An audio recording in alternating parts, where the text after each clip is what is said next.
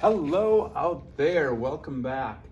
So you can see I'm back with my setup, the same as yesterday. So I got my duct tape holding my dowel, I've got my binder clip at 0, and I have my little cap here holding that on. I have my spring scale with rubber band, and I have my load right here with a rubber band as well, and it's a little bit crooked, so I'm going to slide it off the table so it's all set up and ready. Now, we spent some time looking at this and attaching the weight and pulling with our spring scale and measuring our effort in newtons.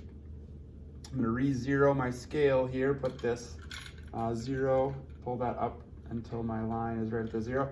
But there's some things I was noticing. I'm wondering if we could move our fulcrum. Does our fulcrum always have to be in the middle? And the answer is no.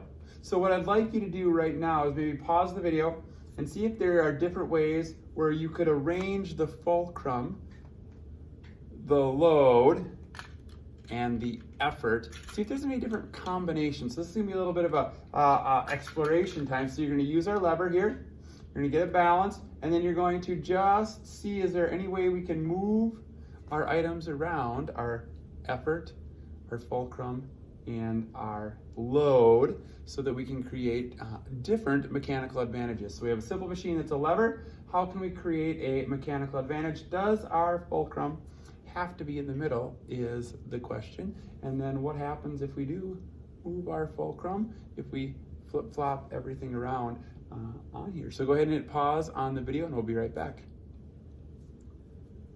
Alrighty, we are back, and hopefully you explored and hopefully you saw that we could definitely move our fulcrum to the end. We can put our weight, and here's where you definitely need 2 people, on the end.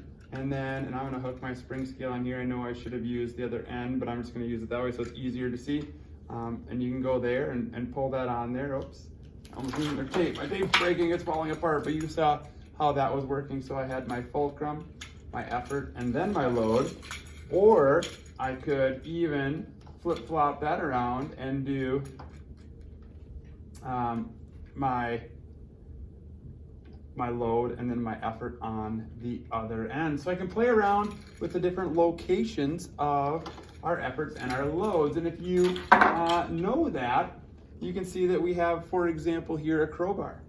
We have the fulcrum in the middle, we have the load and the effort, and that's kind of what we did that first day. But then we could do like the wheelbarrow, and this would be like we have here. Here we have our fulcrum, all right? Here's our load, and then our effort was lifting up. So this is a class 2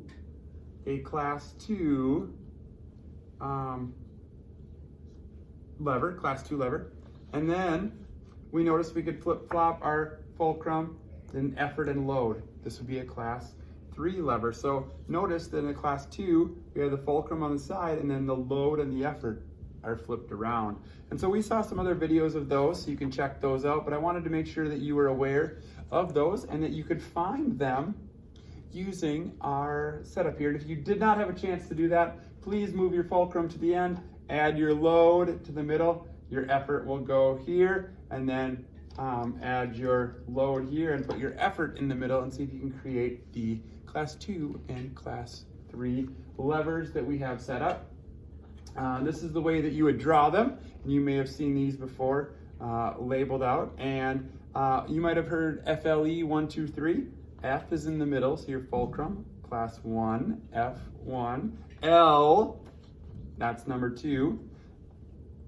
Our load is now in the middle, and then class 3, effort is now in the middle. And we'll watch a couple more videos on that if you haven't seen those already in your document. So FLE 1, 2, 3, the 3 different types of levers creating our mechanical advantage.